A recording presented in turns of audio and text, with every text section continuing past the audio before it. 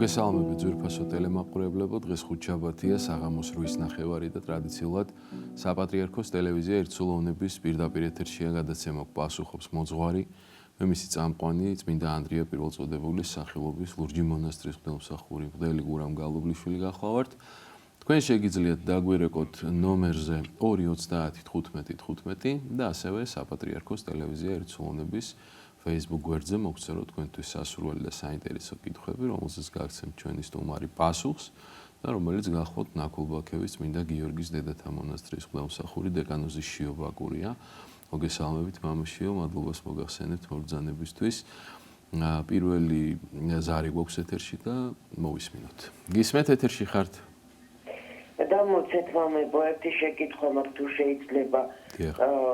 აი თქვათ რაღაცა ცოდვა არ ქონდა ადრე და უცებ როგორც ვნება ესე მოგივიდა ეს ცოდვა ხო და თქვათ ხან ებრძვი რა ქვია ხან ვერ ებრძვი მაგრამ როცა ებრძვი ეგ ხო უფრო კარგია მაგრამ აი იმის გამომწვდებოდა ხდება გული რომ ადრე თუ არ მქონდა ეს ვნებაო მაშინ ეხლა რა ქვია ეხლა რო გამიჩნდა ეხლა ხო ძნელია რომ ეხლა რატო გამიჩნდა რომ უნდა ვებრძოლო გასაგები, მადლობა. მამა გურა მოგესალმებით, მივესალმებით ჩვენს ძვირფას ტელემაყურებელს. პირველ რიგში მინდა ვისაგებლო თქვენი ეთერით და მიულოცოთ ჩვენს ერს ქრისტიანობის სახელმწიფო რელიგიად გამოცხადებიდან 1700 წლის იუბილე წელს მართლაც გამორჩეული საზეიმო წელი გვაქვს და ჩვენ სიხარულით უერთებით ამ ყველა ღონისძიებას, რომელიც ტარდება და ჩატარდება წელს. რაც შეეხება შეკითხვას, ეს ალბათ სულიერი სახის შეკითხვა ახლავთ. ადამიანი სხვადასხვა ასაკში სხვადასხვა ნებას ებრძვის შეიძლება ითქვას და ნებისმიერ ნებას ჩვენ მორწმუნეები ვიმკლავდებით გულწრფელი აღსარებით, სინანულით და ჩვენ თავზე მუშაობით. იმის თქმა რომ თქვათ ნება ადრე აიყო და შემდეგ გაჩნდა ეს ჩვეულებრივი მოვლენა არის. შეიძლება კონკრეტულ ასაკში ან გარემოებაში ადამიანს რაღაც შეემთხვეს, რაღაც მასში დაიბადოს და აღმოცენდეს, თუმცა ეკლესია, როგორც სულიერი მკურნალი, ადამიანს მოწოდებს გულწრფელი მონანიებისა და თავის თავზე მუშაობისკენ. კეთილი, ესეთი კითხვა არის, როდესაც სასიცოცხლო მნიშვნელობის გადაწყვეტილება უნდა მივიღოთ, როგორ მივხვდეთო, რომელია სწორიო? ეს ალბათ შეიძლება ზოგადად უპასუხოთ ამ შეკითხვას. პირველ რიგში ალბათ უნდა საკუთარ გამოცდილებას გულს მოусმინოთ მეორე მხრივ, კითხოთ უფრო ჩვენზე უფრო მეტად გამოცდილ ადამიანებს, რომლებსაც აქვთ კომპეტენცია კონკრეტულ საკითხში გააჩნია, თქვათ, რას ეხება ეს კონკრეტული გადაწყვეტილება. ალბათ ერთი მხრივ დავეკითხოთ ჩვენზე გამოცდილ ადამიანს, მეორე მხრივ საკუთარ სინდის და გულს მოусმინოთ. კეთილი. რატომ უშვებს ღმერთი განსასწრებელსო ადამიანზე და უშვებს თუ არა ღმერთი ამას თუ საინტერესო შეკითხვა გახლავთ. ზოგადად ეკლესიაში წმინდა წერილში ჩვენ ვხედავთ შეხედულებას ორი სახის განსასწრებაზე. მამაო ჩვენოში უფალი ჩვენი იესო ქრისტე გვასწავლის. და ნუ შეგვიყვანებ ჩვენ განსასწრებელში არა, უფალს ვთხოვთ რომ აგვარიდოს განსასწრებელს. მაგრამ თუ ჩვენ წავიკითხავთ იაკობ მოციქულის კათოლიკე ეპისტოლეს, იქ ნახავთ რომ ნეტარია კაცი, რომელიც დაუთმობს განსასწრებელს. ანუ აქ საუბარი არის ორი სახის განსასწრებელზე. ერთი, რომელიც შეიძლება ადამიანზე მოიწიოს საკუთარი დაუდევრობით, საკუთარი ცოდვით, საკუთარი არასწორი ნაბიჯებით, მაგრამ მეორე შეიძლება იყოს თავად დაშებული ღვთისგან. ეს როგორ უნდა გავარჩიოთ, რომელია ღვთისგან, რომელიც ჩვენს მიერ. ალბათ ადამიანი უნდა ხედავდეს თავის ცხოვრების გზას და მას სულიერი გამოცდილება უკარნახებს, რომელია დაშებული ღვთისგან და მას უნდა გაუმკლავდეს, ხოლო რომელიც მისგან არის გამოწვეული, რა თქმა უნდა, მასზე უნდა სულიერად იმუშაოს. ანუ არის ორი სახის განსასწრებელი. ერთი მოიწევა ღვთის დაშვებით, ხოლო მეორე ადამიანის შესტოების შედეგად. მაყურებელია მოვისმინოთ კითხვა. გისმენთ ეთერში ხართ? ერთი სალამშვიდობის სალამშვიდობის. ერთი შეკითხვა მაქვს ასეთი, რომ აი დაუშვათ სახლში დილით ვერ მოვასწერი საკითხვა და სადღაც აუცილებელ საქმეზე მივდივარ. მანქანაში შემიძლია წავიკითხოთ აი მთელი ლოცვები, დილის ლოცვები, შვიდგზის ლოცვები და ნუ მოკლედ რასაც მოვასწრებ იმ მგზავრობის დროს. თუ შეიძლება ეგეთი რაღაცა და თუ დასაშვები არის. ან სახში საღამოთი მეორე კითხვა რომ ერთი რო კითხულობს და მეორე დამჯდარი უსმენს. მისაღებია ესა თუ არა? გასაგები. მადლობა კითხვისთვის. დიახ, არ შეიძლება გაგვახსენდეს პავლე მოციქულის სიტყვები მოუკლებლად ილოცევდით. ალბათ ადამიანს როგორც მოხერხდება, ისე შეუძლია ილოცოს ტრანსპორტში. დღეს თანამედროვე ტექნოლოგიები გვაძლევს საშუალებას, რომ თუნდაც მოусპინოთ ამ ლოცვებს ჩვენ და თუ ადამიანს უძლურება აქვს და მეორე წავიკითხავს და ის თავჯდარი მოისმენს, არც ამაში არის პრობლემა. ალბათ ყველა ადამიანმა უნდა თავის ძალებს შეხედოს და როგორც შეუძლია ისე, თუმცა მთავარი არის რომ ვილოცოთ და ლოცვას რეალურად დაუთმოთ ჩვენი გულისყური და კონკრეტული დრო. რა თქმა უნდა. ტრანსპორტში ხა შეიძლება ვერ წაიკითხოთ, მაგრამ შეგიძლიათ იესოს ლოცვა ილოცოთ, დაუშვათ ან მოусმინოთ. მაყურებელია ისე მოусმინოთ კითხვა. გისმენთ ეთერში ხართ? ალო. დიახ, გისმენთ პირდაპირ ეთერში ხართ. გამარჯობა თამამბო. გაიხარეთ. ორი შეკითხვა მაქვს. კი ბატონო. პირველ შეკითხვა ის არის, ესე იგი, ყველა ადამიანისთვის უცხო არაფერი აქვს, მართალი ვარ. აი როგორ უნდა გავუძლოთ, როცა გარიყოლობის და იგნორირებას იბრძნობ შეიძლება არ გითხრან, მაგრამ გაგრძნობინონ ეს პირველი შეკითხვა. მეორე შეკითხვა ის არის, არამისი არაფერი არ მშურს უბრალოდ, როცა გაიგებ რომ მთელი ცხოვრება რომ რაღაცისთვის იბრძოდი, კი არა თქონიდან გადადიოდი, ისე იბრძოდი, როგორც შეგეძლო და როგორ გამოვიდა და გაიხედავ და ვიღაც საერთოდ რო არ ფიქრობდა ამაზე, საერთოდ რო არ ფიქრობდა რომ შური არაფერ შუაში არ არის, ამ დროს როგორ უნდა მოიქცეს ადამიანი. მადლობა. დიდი მადლობა შეკითხვებისთვის. ბოლო შეკითხვით დავიწყოთ. როცა ადამიანს ასეთი საფიქრალი აქვს, რაღაც გონია რომ რაღაცა ვერ გამოუვიდა, რაღაც არ გამოვიდა, ხოლო სხვას მარტივად გამოუვიდა და შინაგანი წმუნვა იწვევს. შეიძლება შური არ დავარქვათ ამას, მაგრამ რაღაც შინაგანად ვერ აქვს. წმინდანები გვასწავლიან, ვივარჯიშოთ მადლიერებაში. მადლიერება არის გრძნობა და სათნოება, რომელიც დაგვეხმარება, რომ უამრავი პოზიტიური მოვლენა ვნახოთ ჩვენ ცხოვრებაში, რომელიც მოგვცეს мотиваციას, რომ ცხოვრება ამაინც გავაგრძელოთ და შევქმნათ ჩვენთვის გასურველი ღირსეული მომავალი. რა თქმა უნდა, ღმერთი, თუ კი ვართ მორწმუნეები. პირველი შეკითხვა იყო, როდესაც გარიყულად გრძნობ თავს სხვებისგანო. დიახ. შემთხვევაში როგორ უნდა მოგესალმებით ადამიანი სოციალური არსება, მას ჭირდება ურთიერთობები უფრო მეტიც. საეკლესიო გააზრებაში ჯოჯოხეთის არის სწორედაც მარტოობა, რაც გარიყულობა.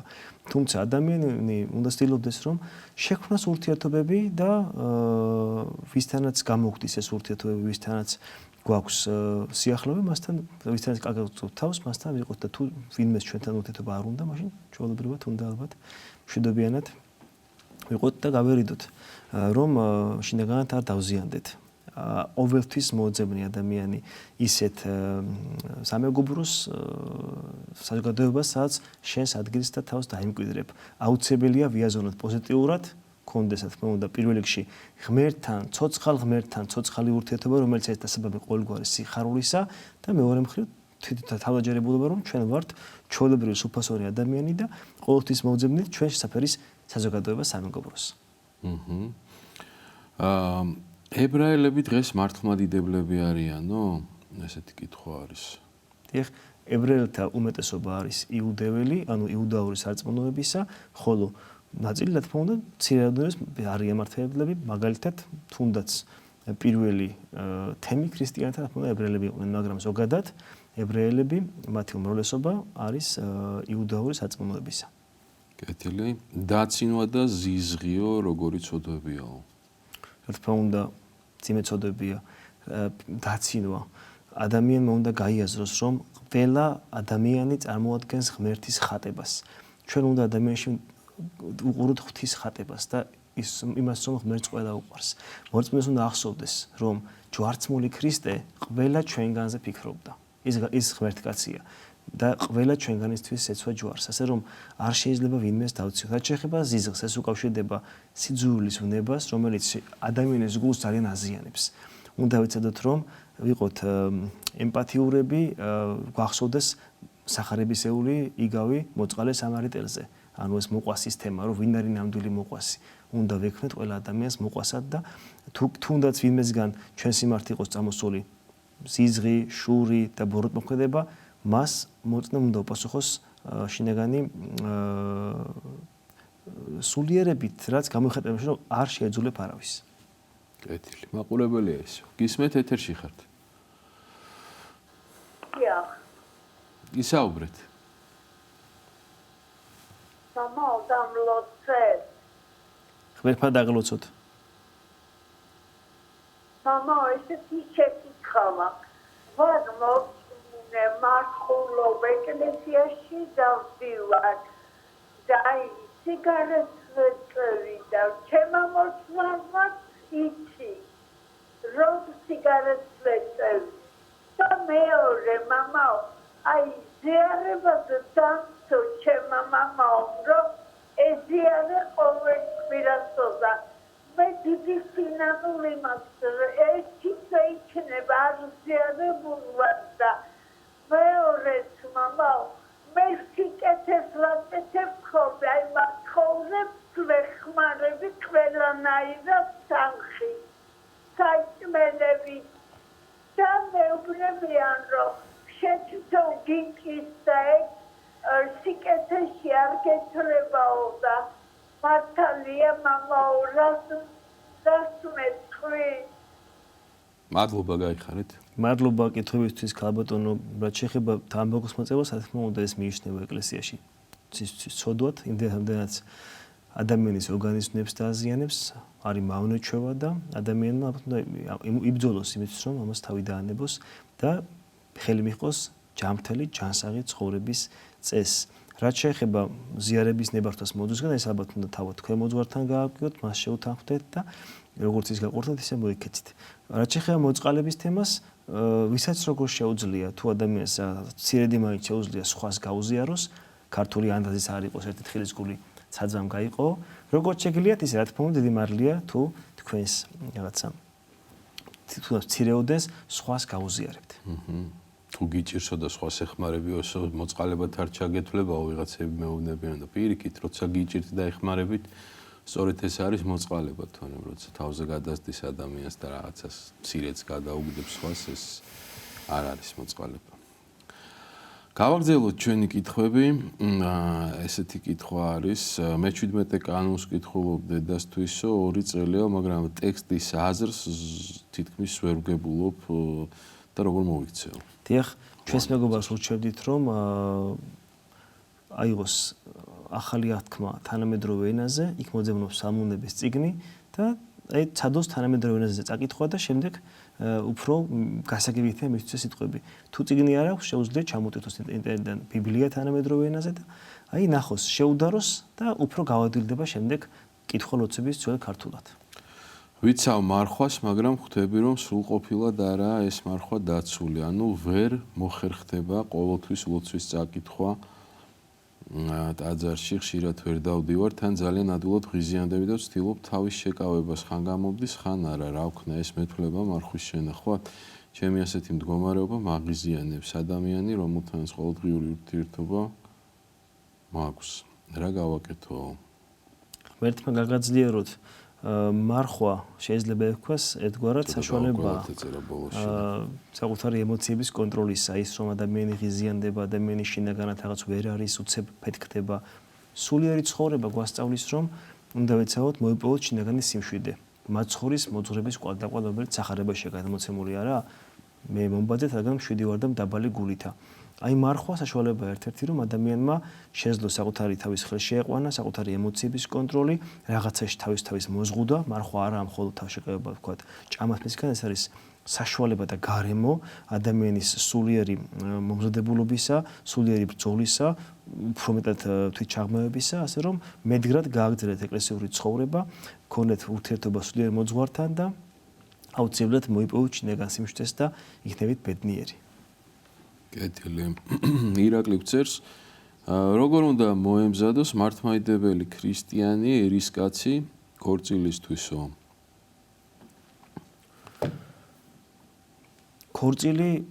ქორწინება გახლავთ ერთ-ერთი საეკლესიო საიდუმლო იმ შვიდთაგან, რომელიც სრულდება დღეს წმინდა მართლმადიდებელი ეკლესიის წიაღში, ვიტყვით მეცაც, როდესაც წმინდა წერილში უფალი გვესაუბრება მარადიულ ცხოვრებაზე, სამოთხეზე, უკვდავებაზე, რომელიც ელის მის მორწმუნეებს ალეგორიად მოჰყავს ქორწილი, სიძე, სასიძო, პატარძალი და ასე შემდეგ. ეს შემთხვევითი ცხადი არ გახლავთ.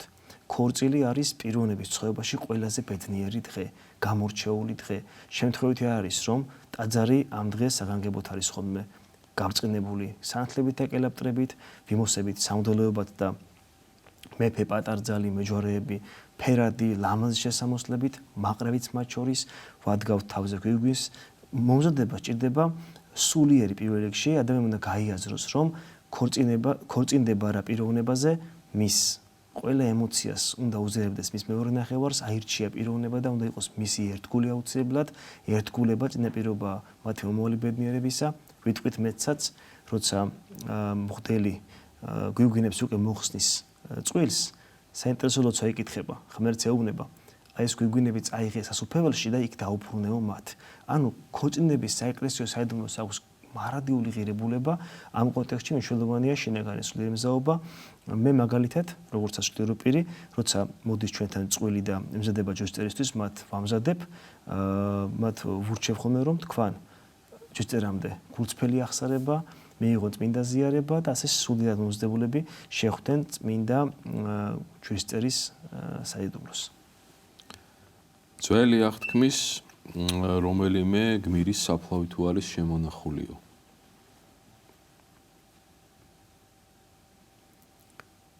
ახლა ამ კითხვის პასუხი ესე არ მოხსნა, ალბათ იქნება. და მეორე კითხვა არის საპატრიარქოს რადიო თუ ფუნქციონირებსო? ეს თქვენთან ალბათ უფრო. ადრე იყო და არა, დიახ, რა თქმა უნდა, ფუნქციონირებს 105-სა და 5-ზე, ესეთი ტალღა არის 105 და 5 და შეგიძლიათ იქ დაიჭიროთ და მოусმინოთ საპატრიარქოს რადიოს. გავაგრძელოთ ჩვენი კითხვები, როგორ ვებრძოლოთ მოწყინებასო და ზოგადად რა იწვევს ამ მოწყინებას. საინტერესო კითხვა გახლავთ. მოწყინება არის ერთ-ერთი ვნება, რომელიც შეიძლება ადამიანს ებრძოდეს. მოწყინება შეიძლება იწვევდეს შინაგანი სულიერი მოდუნებულება, როცა ადამიანისთვის რაღაცა ერთფეროვანი ხდება. მისი ცხოვრება, მისი სულიერი ცხოვრება, რაღაცა მასში არ მიდის რაღაც სულიერი აღშენებლობა, სულიერი ძრები და უკვე მისთვის სულიერი ხდება ყველაფერი.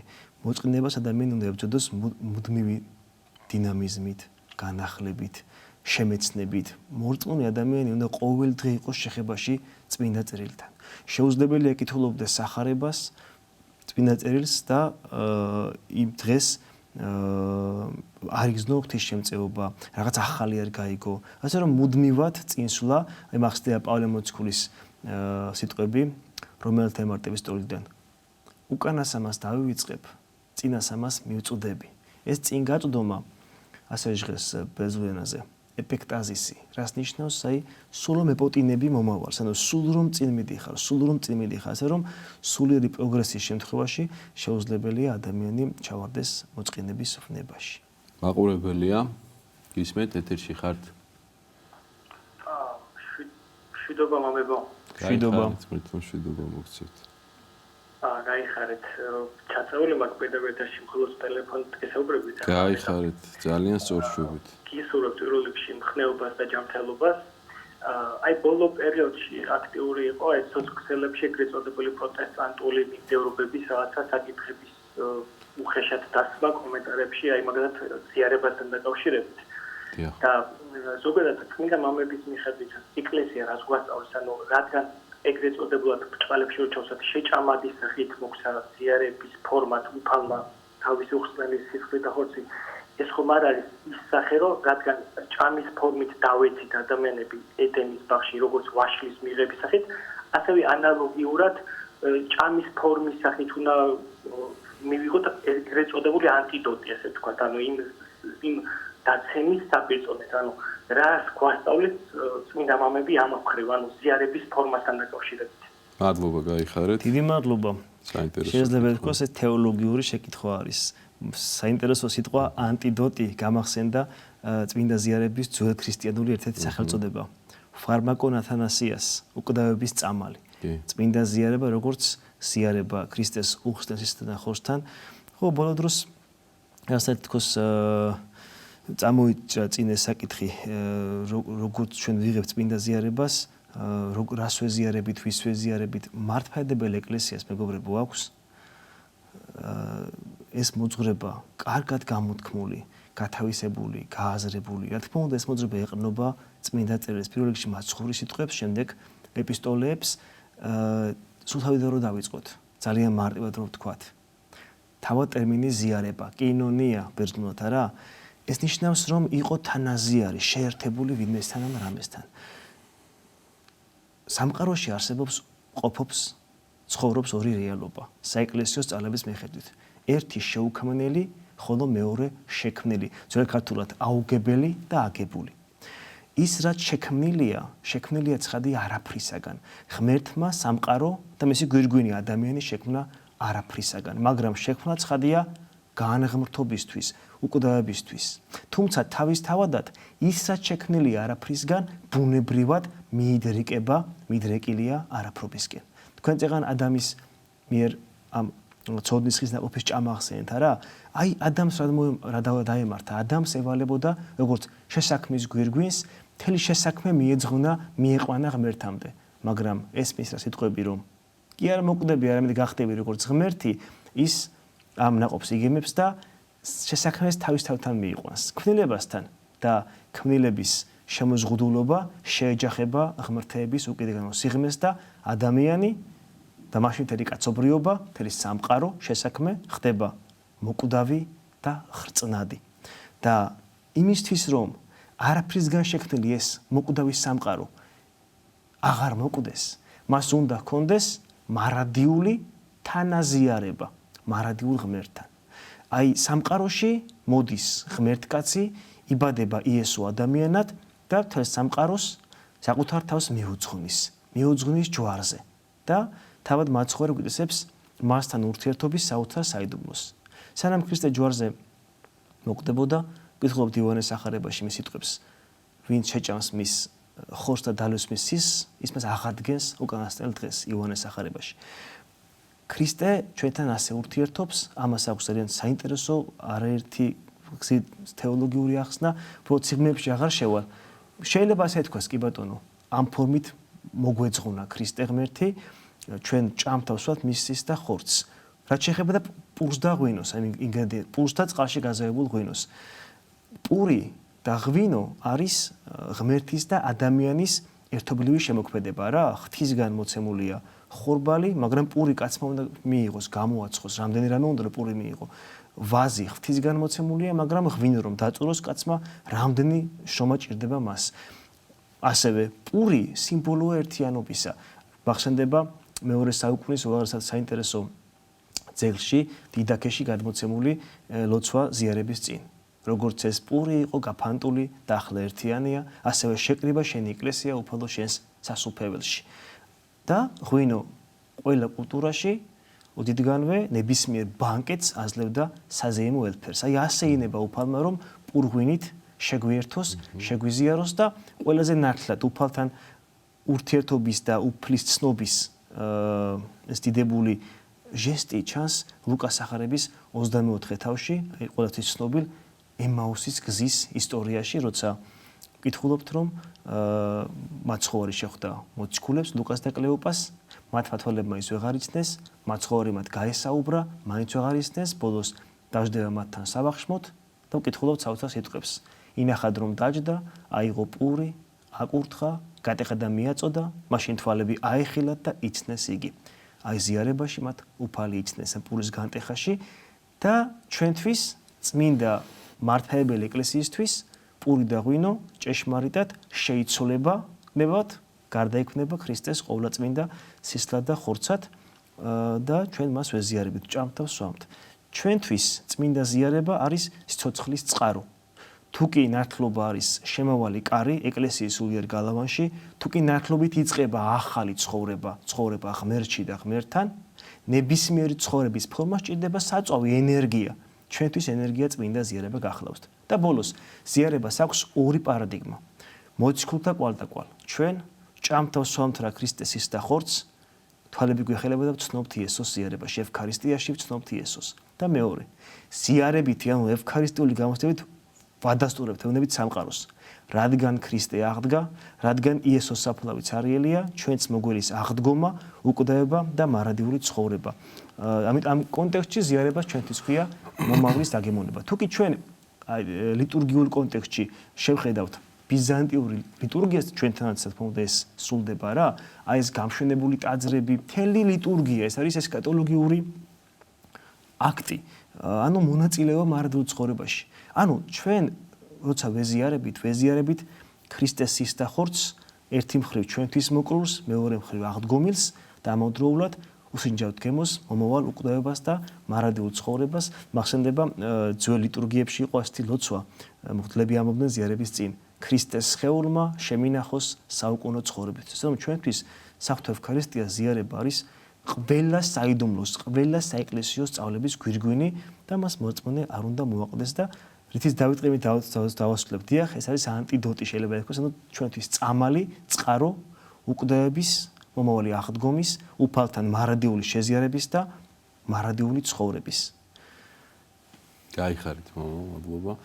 გავაგრძელოთ ჩვენი კითხვები, მაყურებელი გვყავს. გისმენთ, ეთერში ხართ, დასვით კითხვა. შვიდობა თქვენთანა. შვიდობა თქვენთანა, გაიხარით. გამროცეთ მამებო. ღმერთმა დაგლოცოთ. მე მაქვს ასეთი შეკითხვა. დაახლოებით 30 წელი იქნება, რაც ერთი და იგივე ჯვარი მიკეთია. მე უსინათლო ადამიანი ვარ და ხელით ვერაფერს ვატყობ, მაგრამ ჩემმა ახლობელმა დაინახა ამას წინათ და მითხრა, ძალიან გაილია შენი ჯვარი, ჯობია ახალი იყიდო და ის ატარო. მაინტერესებს, შეიძლება თუ არა ჯვრის შეცვლა და თუ შეიძლება ნახმარ ჯვარს რა უნდა უყო. მადლობა. გაგახართ. ღმერთმა დაგლოცოთ. თუ დაზიანებული არის ჯვარი და ფორმა აღარ აქვს ჯვრის, ალბათ ჯობია რომ ახალი ჯვარი შეეძინოთ, რა თქმა უნდა შეიძლება მოძღვას აკურთხებინოთ თქვენ სახელზე, ხოლო ძველი ჯვარი გქონდეთ როგორც რელიკვია, ძვირფასი რელიკვია ხატების კუთხესთან, რატომაც არა. კეთილი, გავაგრძელოთ ჩვენი კითხვები. თაკო გწერს, ესე იგი ახლობელს გადმოუვარდა ხატი და შუშა გატყდა. ეს ახსნა რომ ესე იგი ხატმა იხსნა განსასწელისგან, ასე ჩათვალაო მანო და ზუსტად იმ პერიოდში განსასწელიც ჰქონდა და გადარჩა. ანუ რეალურია მსგავსი მსჯელობა რომ ხატმა გადაარჩინაო? ეს ალბათ რაღაც პიროვნების შინაგანი ინტუიცია, ან რაღაც პირადი ინტერპრეტაცია არის. ყოველ შემთხვევაში შემთხვევაში შეიძლება მოხდეს, შეიძლება რაღაც ჩავთვალოთ რაღაც ნიშნავს. ხატი გადმოვარდნის და გატეხვის გარეშეც დაგიცავთ და დაგიფარავთ და გადაგარჩენთ და თუ ამ ადამიანს აქვს მადლიერების განცდა, ჯობია რომ ხატის წინაშე წაიკითხოს სამადლოებადი პარაკლისი და გააგრძელოს ეკლესიური სულიერი ცხოვრება. კეთილი. ხათ უნდა გწერს როგორ უნდა მივხვდე რომ ხარ თავმდაბალიო. მივხვდე, როგორ უნდა მივხვდე რომ ხარ თავმდაბალიო. ხო, ამას ჩვენ რამდენად მივხვდებით არ ვიცი, მაგრამ როგორ უნდა ეცადო რომ გახდეთ თავმდაბალი, ეს შემიძლია გითხრათ. უნდა ბეჯითად დავიწყოთ ყოველდღიურად ღვთისმსნებათა აღსრულება. რომ დავინახავთ რომ ბევრი რამ არ გამოგდის და გვაქვს უამრავი მანკიერება, აუცილებლად მოვიხვეჭავთ თავმდაბლობას, გავხდებით სხვანაირები და ბოლოს როგორ უნდა მივხვდეს მონანული ადამიანი რომ ღმერთი მას პატიობს წოდებს, როგორია წმინდა მამათა სწავლება. საინტერესო ჩემთვის მაგალითად. როცა სხვა ადამიანების მიმართ თავს ვალდებულად გრძნობ და ყველა გიყვარს. აქაც თქმა უნდა არის დიდი მარშრუტები სიმდაბლის. ასე რომ ეცადოთ ღვთისმსნებები დავიცვათ, გვიყვარდეს ღმერთი და ადამიანები და ამ გზაზე როცა რაღაც შეგვეშლება და ჩვენ გვეშლება ყოველდღიურად თქმა უნდა, ამ დროს მოვა ჩვენში სიმდაბლე და მეტი мотиваცია და მოშურნეობა რომ უფრო ხნედ გავაგრძელოთ სულიერი ცხოვრება ღვთის და ერთმანეთის სიყვარულში. ირაკლი გწერს როგორ უნდა ვეწინააღმდეგოთ სიძვის უნებასო, კონკრეტულად როდესაც თვითონ მოდის სხვა საქმეს რომ აკეთებ, რაც არ ეხება ამ უნებასო. დიახ, გირჩევთ რომ კონკრეტულად ნახოთ სულიერი მოძღვარი, მას გაესაუბროთ ამ საკითხებზე, ზოგადად ნებისმიერ ნებას მის საპირისპირო რამებიც ხომ ამ შემთხვევაში თქმა უნდა სიწმინდე, წმინდა ცხოვრება, საკუთარი თავის დაცვა, ისეთი ზეგავლენისგან, რომელიც ჩვენში რაღაც ზედმეტს აღძრავს. თუმცა გირჩევთ რომ ნახოთ სულიერი მოძღვარი და ამ თემაზე მას უფრო ახლოს გაესაუბროთ. ებრაელები რომ იუდეველები არიან, ეს უფალს მოსწონსო, ასე უნდა ყოფილიყო თუ ბოლოს მოექცევიან მართლმადიდებლობაშიო? ეს თული თემაა ზოგადად. იუდაური რჯული დასრულდა და ახსულდა მაშინვე რაც ქრისტე მოვიდა, ქრისტე თავისი ღმერთთამაკაცობრივი მისია შეასრულა და დაიწყო ცხოვრება და მოღვაწეობა ახალი ათქმის წმინდა ეკლესიამ და რა თქმა უნდა ერთადერთი სწორი სარწმუნოება არის წმინდა მართლებელი ეკლესიის მოძღვრება, რომელიც ქადაგებს გადარჩენას, ხსნას და ადამიანის წინ მოუძღვის მარადიული ცხოვრებისკენ. რაც შეეხება ბოლოს მოქცევას, ამაზე არის წმინდა წერილში რაღაცა, როგორც მახსოვს პავლეს ეპისტოლეებში არის თუ სწორად მახსოვს ამ ერის მოქცევაზე, მაგრამ ყოველ შემთხვევაში დღეს ეს მოცემულობა არის ებრაელთა უმრავლესობა არის იუდაური საწოდების, მათი ეროვნული რელიგია შეიძლება ითქვას და მაცხოვნებელი, გადამრჩენელი არის ქრისტიანული მოძღვრება, ერთი წმინდა კათოლიკე და სამოციქულო ეკლესია. ლუკა გწერს სიგარეტი მომაკვდინებელი ცოდვაო, არ მაპატიებს ღმერთიო? არ ვთვლება, რა თქმა უნდა, ცოდვები იყოფა კატეგორიად, სიგარეტი არ ვთვლება რაღაც ტრაგედიად, თუმცა რა თქმა უნდა, ცოდვად მიიჩნევა რამდენადაც ის ადამიანის სხეულს აზიანებს და ვნებს, ასე რომ ჯობია ადამიანმა ეს როგორც მავნეჩვევა მოიშოროს და ხელი მიჰყვეს სპორტულ ცხოვრებას, ამას თუ არა ჯანსაღად ცხოვრებას, რომელიც მას უფრო მეტ მხნეობას მისცემს და ეს თანხა ჯობია სხვა რამეში გამოიყენოთ ბევრი დაგეზრდილებად მერწმუნეთ. კი ბატონო. ერთი კითხვა მაქვს. მომიტევეთ რომ ამ არხვაში ასეთ კითხვას ვსვავო, მირზა გწერს, შემიყვარდა არაქრისტიანი ყაზახეთის მკვიდრი საკმაოდ ცნობილი ულამაზესი გოგონა. უკვე 12 წელი მის მიმართ გრძნობა მაქვს. ეკლესიაში სახლში მუხლმოდრეკილი შევევედრე უფალს. რატომ არის ეს გოგო? ჩემს გულში მიუხედავად მისი ასაკისა განსხვავებული ვართ და ის ცნობილია, მე უბრალოდ გლეხკაცი ცოდვილი. მაინტერესებს რა ხდება? რამდენი თხოვე უფალს ამ სიყვარულში გარკვევას, მით უფრო ძლიერდება ჩემს გულში მის მიმართ გრძნობაო. არ ვიცი ხა ეს. საინტერესო კითხვა არის. მე არ ვიცი ამდენად თქვენ გაქვთ მასთან ოხრევი ურთიერთობა, თუ ეს შორიდან ტრფობა არის თუ რაღაც ხო? მე გიჩვენდით რომ გაესაუბროთ გნებოთ მოძღვარს რაღაც უფრო ახლოს გნებოთ ფსიქოლოგს გაესაუბროთ რაღაც ამ თემაზე. აი საინტერესოა ხო ბუნებრივი ადამიანი მოეწონება გულში ჩაუვარდება, თუმცა რამდენად რეალური არის ეს უნდა გავსაზრდოთ ჩვენ. რამდენად რეალურად შეიძლება იყოს რეალობა შეიძლება იყოს თქვა მომავალი დავყაშოთ ადამიანს, რომელსაც შეიძლება პირველად არ გვისწოდეთ ჩვენ და ცნობილი ადამიანი იყოს. მერთმა ხელი მოგიმართოთ, სიკეთე მოგცეთ და მე გიჩვენთ რომ იცხოვროთ ეკლესიურად საღვთო ცხოვრება ადამიანს უნათებს გონებას და აი აძლევს სწორ ორიენტირებს. მერთმა სიკეთე მოგცეთ და ხელი მოგიმართოთ, ბედნიერი იყავით, გაიხარეთ. ირაკლი გწერს, შეიძლება რომ ვენდოთ ლოცვის სურვილი, როდესაც აგიხდება ცხადში, რეალობაში და როდესაც ეს აგიხდა და ამის გამო დიდი სინანულის გრძნობა დაგეუფლა და აღსარების სურვილი თვითონ რომ მოვიდა შენში, გულწრფელად აღსარების თქმა და ტაძარში მისვლის სურვილიო. ანუ და ვერ მივხვდი ეს ცხადში აგიხდება დაგესიზმრა, დაესიზმრა, ანუ არ ვიცი, კარგად ვერ გავიგე. მე როგორც გავიგე, ადამიანი რაღაც ითხოვს და ეს მართლაც ასრულდა მისთვის, ამიტომ მას რაღაც სინანული გაუშვდა და გავსრული რომ მივიდეს და თქვას აღსარება მოძღვართან. რატომაც შესანიშნავია, როცა იბადება ადამიანში ეს სურვილი, ხო? ეს არ უნდა დაბლოკო, უნდა მიხვიდე ნახოსლიერი მოძღვარი, თქვა აღსარება, აი ამაზეც არის ხოლმე რაღაც ბოლო დროს საუბარი სოციალურებში, რატომ უნდა თქვა აღსარება ღვთელთან და არ უნდა თქვა მაგალითად უბრალოდ ღმერთთან ხარისხიაში. წმინდა ეგ თუ ადამიანი თავს თulis მართლა ეს ეშლება ხოლმე. აი ბარემ აქვე თქვა. აღსარება მართლმადიდებელი ეკლესიის მოძღვრის მიხედვით არის ერთ-ერთი საეკლესიო საიდუმლო. რომელიც ადამიანს კურნავს. მართლმადიდებელი ეკლესიის მოძღვრებაში თავიდანვე, ოდითგანვე, იმ თავითვე იყო ასთადგენილი.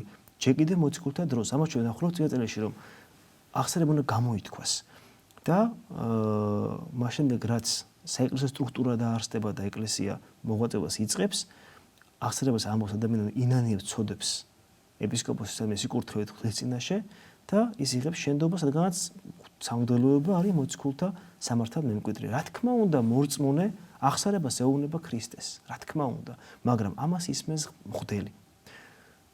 და მას აქვს ვალდებულება, რომ ადამიანს გული გაუთფოს, შეეხიდოს და წაუკითხოს ლოცვა, რომელიც რაც ქვია, ჩვენს ენაზე შენდობის ლოცვა და ჩვენ გვწამსახრებს კვალდაკვალ რომ გულწრფელ სინანულში ღმერთი ურიგდება ადამიანს და პატიოს მას წოდებს.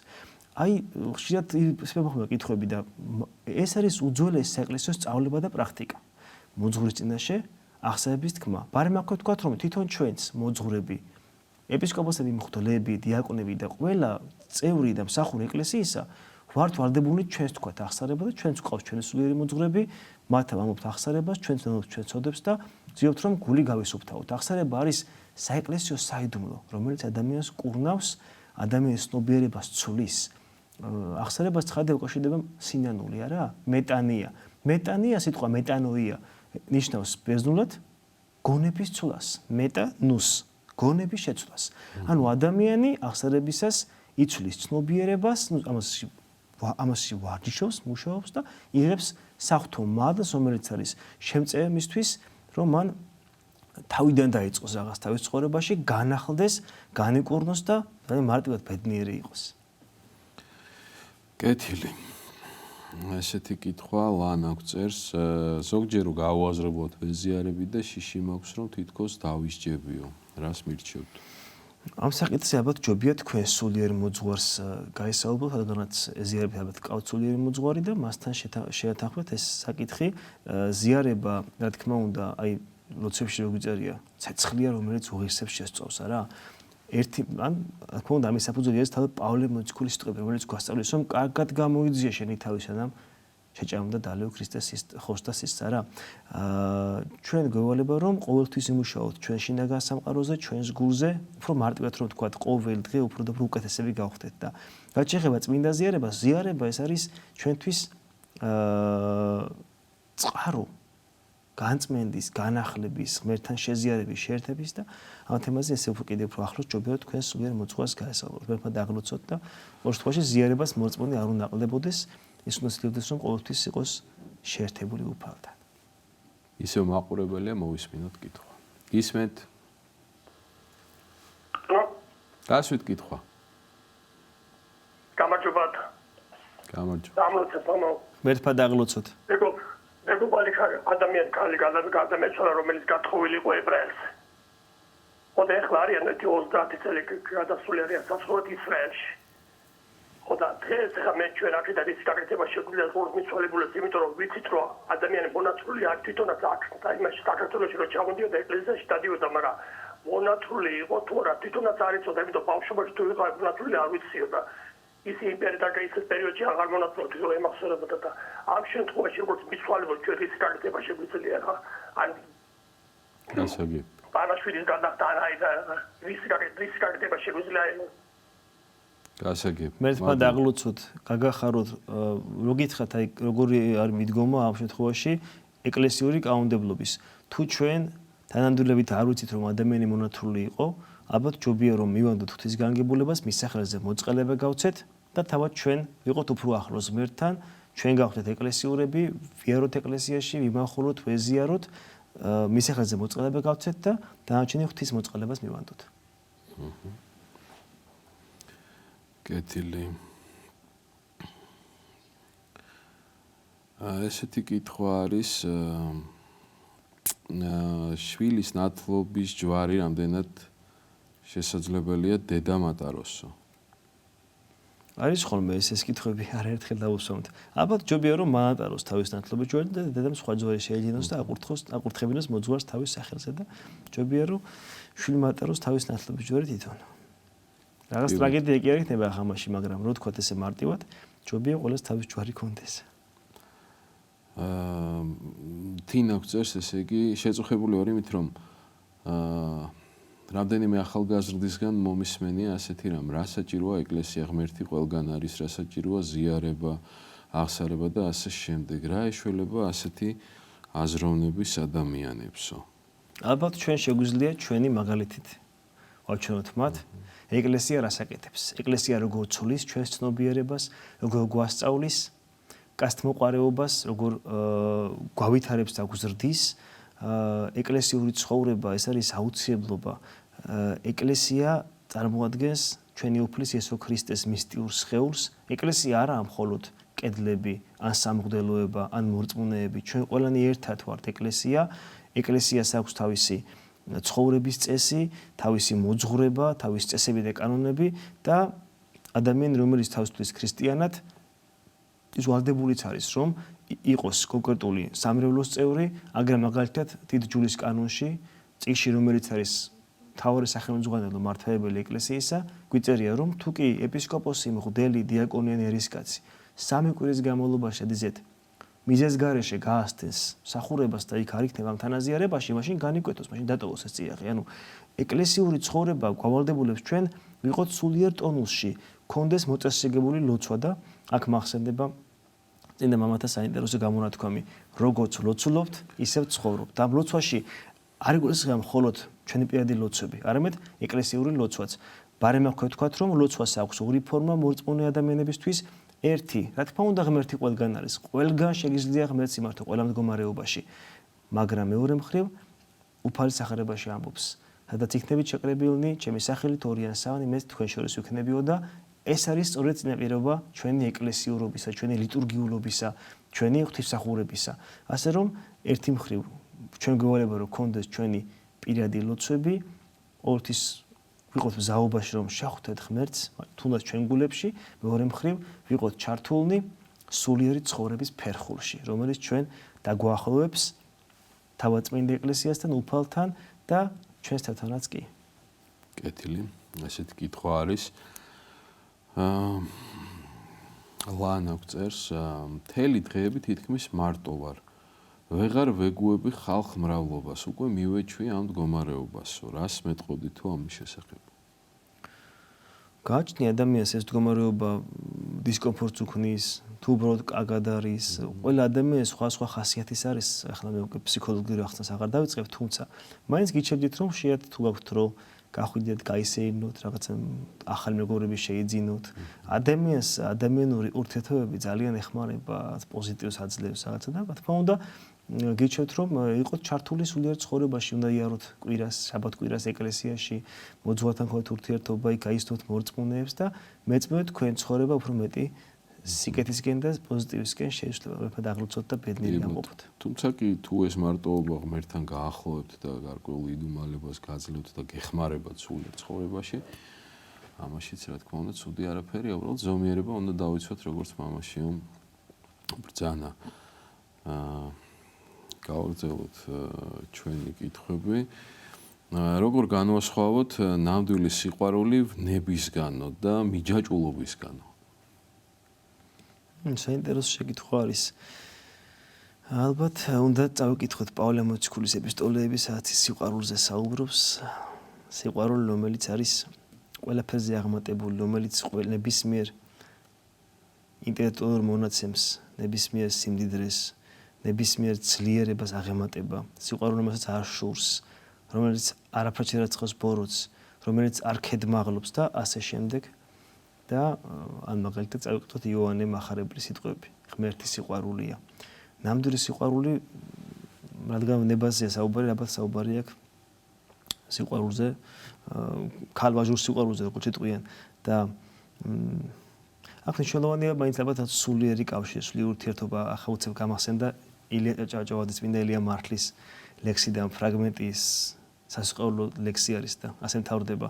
და ცოდვილთ ფიქრთა ზედმოსევასა, შენი სიწმინდით ვიგერიებდე, დამოკიდებულება პიროვნებისადმი.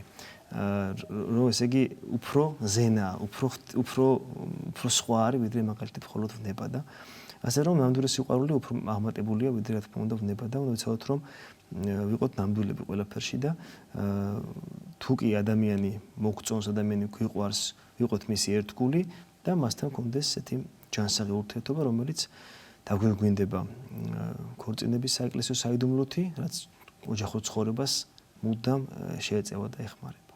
კეთილი მაყურებელია. გისმენთ დასვით კითხვა. დაგლოცეთ მამა. ღმერთმა დაგლოცოთ, გაიხარეთ. მამა, ასეთი შეკითხვა გვაქვს. მე-18 საუკუნის 50-იან წლებში აფხაზეთ კერძოდ მდინარე კოდორის ხეობაში წებელდის ზონაში არის წებელდის ისტორიული უნიკალური ქართული ეკლესია. ანუ ტაძარი. თავის დროზე აქ პირველ ლოცვა მიდიოდა და ამ ეკლესიაში არის ნამყოფი დიდი დავით აღმაშენებელი და გიორგი ჭყონდიდელი. ეს ეკლესია ცნობილი არის თავისი ისტორიული წარსულითა და უზარმაზარი სიმდიდრით.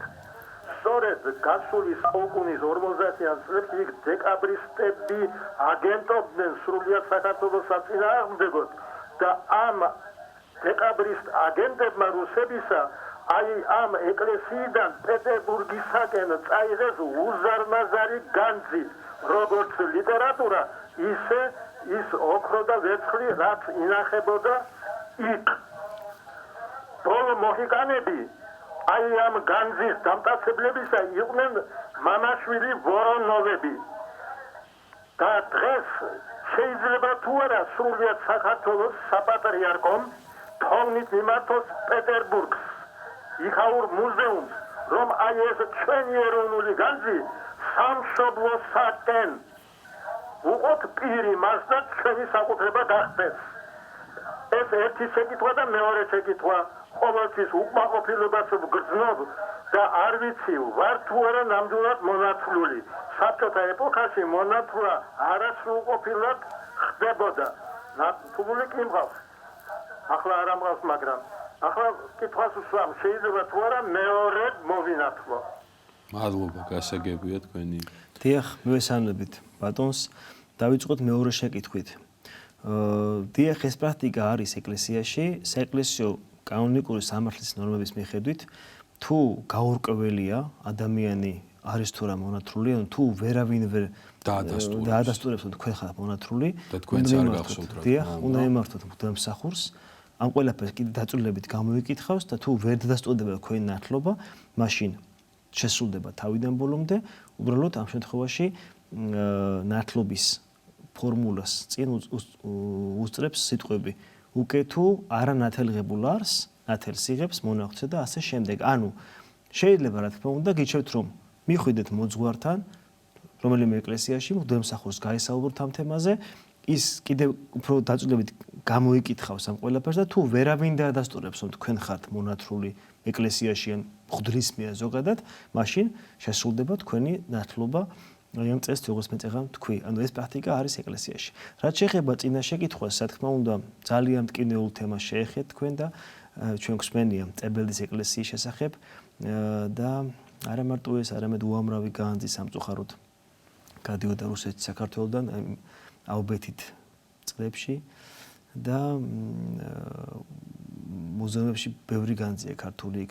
შეიძლება რომ ოფიციალური წერილით იმართოთ საქართველოს საპატრიარქოს დასაბუთებულად ამ თემაზე, შემდეგ მას წინა სიონდი განიხილავს და შეიძლება ეს, თუმცა ამდენად რეალურად მოხერხდება ეგ უკვე არავინ აღანაც საკმაოდ რთულია ხოლმე შემდეგ დაბრუნება ასეთი განძეულობის რუსეთის ტერიტორიაზე, სხვა ქვეყნების ტერიტორიაზე ბევრი ქართული საეკლესიო ნივთი არის მუზეუმებში ინახება და ალბათ შეიძლება რაღაცა მოხერხდეს.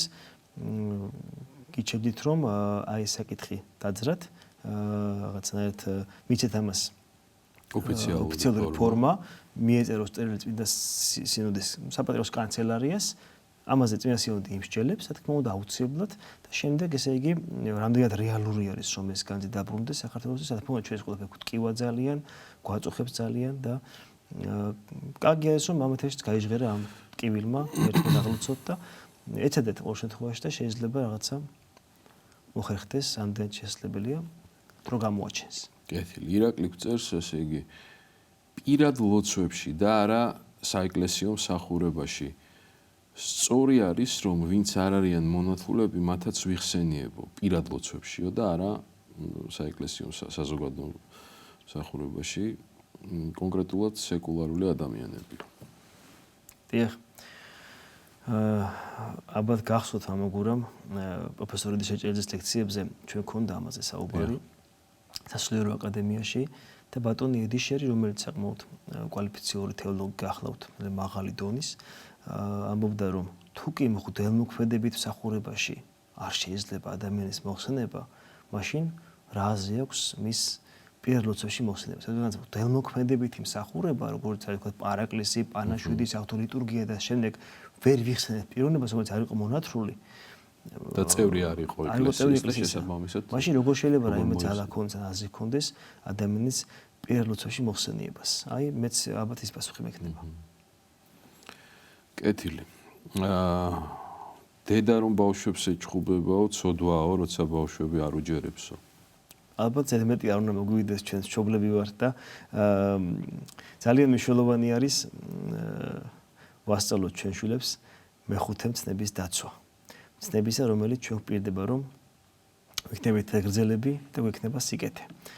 თავად ჩვენ ვცეთ პატივი ჩვენ მშობლებს, უფროს თაობას და ასევე ვასწავლოთ ჩვენს შემდეგ თაობას, შვილებს და პატარა თაობას უფროსის პატივისცემა.